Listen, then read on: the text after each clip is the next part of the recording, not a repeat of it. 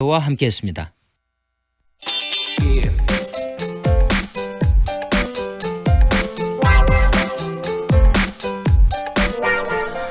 올해는 11.3 광주 학생운동이 90주년을 맞는 해입니다. 3.1운동 후 최대 민족항쟁으로 평가되고 있는데요. 하지만 관련 유적지가 흔적도 없이 사라지고 독립운동에서 핵심적인 역할을 했던 사람들이 서훈조차 받지 못하고 있는 상황입니다. 여전히 무관심과 홀대로 독립운동의 의미와 정신이 퇴색되고 있는 실정입니다. 90주년 광주 학생 독립운동의 위상을 재정립하기 위해서 꼭 필요한 과제가 무엇인지 또 광주 학생운동 기념사업회 김성 이사장 연결해서 이야기 들어보겠습니다. 안녕하세요. 예, 안녕하세요. 예, 중책을 맡고 계신데요. 광주 학생운동 90주년을 맞는 해입니다. 올해가요. 어떤 의미가 있습니까?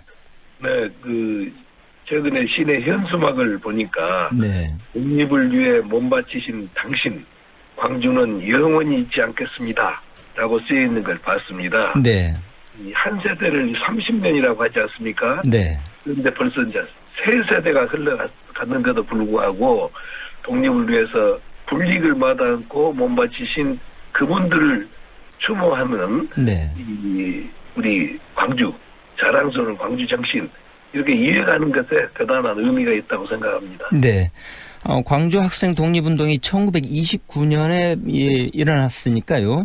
지금 이제 그런 뒤로 이제 90년이 지났는데요. 아직까지도 많은 분들이 광주 학생 독립운동과 다른 투쟁을 헷갈려 하기도 하고 뭐 네. 이렇습니다. 이 네. 광주 학생 독립운동에서 조금 더 자세히 좀 설명을 좀 부탁드립니다. 네.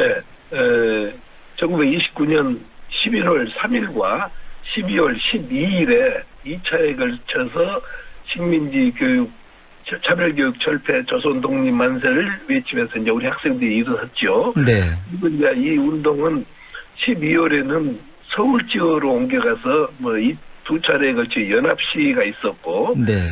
그 다음에 1월에는 전국적으로 이제 학생 운동이 일어났었고, 그래서 2월에는 초등학교 학교에서 전체적으로 일어난 운동으로 320개 학교가 참여를 했거든요. 네. 그래서 학생운동이 전국적으로 일어난 일은 뭐 단군 이래 처음 있었던 일이었죠. 예.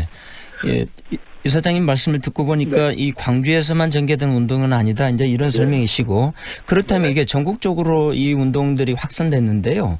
네. 해외로 이렇게 이런 부분들이 퍼져 있다고 하는 사실도 알려지고 있고 저희들도 알고 있는데 실제 네. 어떻습니까? 그렇습니다. 백범 김구 주석께서도 학생 독립운동에 영향을 받아서 많은 분들이 성금을 보내주고 했다고 해서 학생 독립을 높이 평가를 한 적이 있었고, 뭐 중국에서도 많은 언론 보도를 통해서 조선의 학생 사건, 당시에는 명칭을 그렇게 불렀죠. 네. 이 사건에 대해서 많은 보도가 있어서 중국 사람들에도 감동을 주었었고, 특히 피압박 식민지로 고통받는 피압박 민족들에게는 대단히 희망을 줬다고 할 수 있습니다. 네. 그런데 이게 학생들이 주도해서 행해진 독립투쟁인데요. 네. 그럼에도 불구하고 이게 조직적이고 체계적이었다. 이런 내용도 이제 보도가 돼 있습니다. 이 부분에 대해서는 설명을 좀 부탁드립니다. 네. 그러니까 1920년대 전국에서 이제 동맹휴학, 맹휴라고 부르죠. 네. 맹휴가 많이 일어났었는데 그 당시에 이미 중등학교 이상에서는 독서회라든지 비밀 결사들이 조직이 돼 있었습니다. 네. 거기에서도 뭐 맹위가 한참 일어났는데 그 비밀 결사들하고 관계가 돼 있었고 이렇기 때문에 11월 3일과 12일 날 광주에서 학생운동이 일어나니까 그 독서회 등 비밀 결사들이 적극 활동하여서 한 3개월 동안에 320개가 참여할 정도로 급속히 확산이 됐던 거죠. 네. 이것은 결국은 어떤 조직이 있었기 때문에 그러지 네. 사소한 댕기머리 때문에 그게 확산될 수는 없는 거 아니겠습니까? 네, 그렇습니다. 그리고 이게 3.1 운동이나 60만 세 운동의 정신과 이 네. 광주 학생 운동이 운동사적 측면에서도 견줄 만한 운동이다. 이렇게 평가들 하고 있는데요. 네. 이사님께서 보시기에는 어떻습니까? 당연하죠. 이 3.1 운동 이상으로 많은 네. 영향이 그 이후에 학생 독립운동에 많이 영향을 미쳤는데 이를테면은 이 학생 독립운동을 주동하셨던 분들이 이제 옥중생활을 거친 후에 추락하셔서 이제 청년운동, 노동자 농민운동의 지도자로서 해방이 될 때까지 독립운동을 견인을 했었고, 또 아까 지금 말씀드렸듯이 세계 피압받 민족들에게도 희망을 줬었고, 또 학생들이 이 불의 또는 뭐 이렇게 착취 이런 것에 항거하는 전통을 남겨줘 가지고 뭐 이제 그 이후에 네. 4.19, 5.18까지 이어져 오게 했다.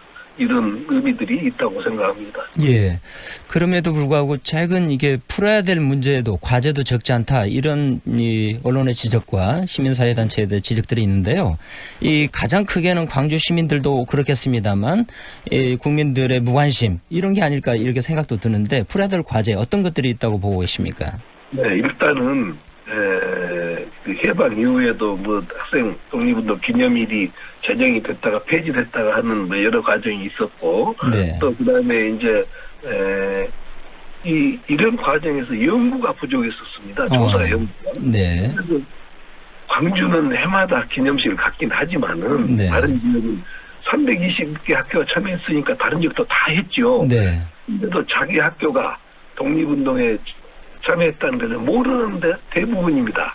그래서 정부가 이 320개 학교에 대한 조사 연구를 철저히 해서 광주와 함께 기념식이나 기념사업을 갖도록 하는 것이 제일 중요하다고 생각합니다.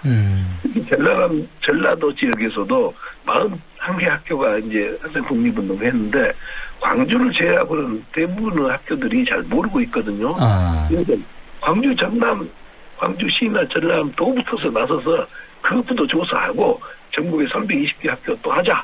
이런 주장을 내세우는 것이 우선 현재로서 가장 중요한 것이 아닌가 생각합니다. 네.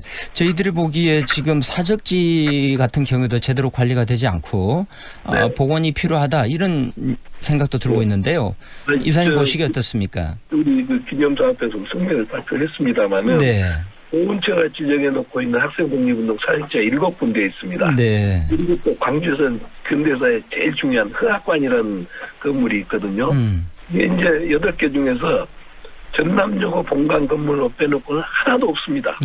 없습니다. 네. 그래서 이 사적지에 대해서도 이제 10년 뒤면은 100주년이니까 네. 네.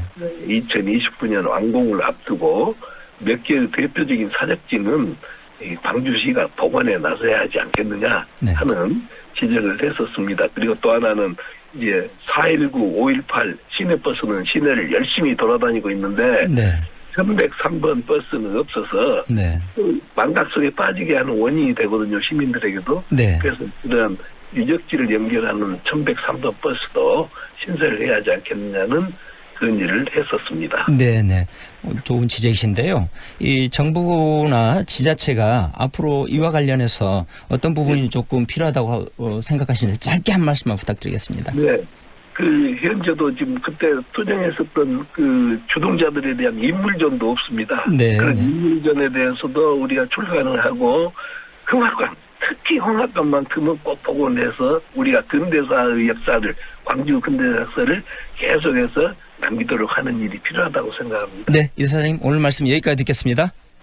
네, 감사합니다. 예, 말씀 고맙습니다. 지금까지 광주 학생 독립운동 기념사업회 김성 이사장과 함께했습니다.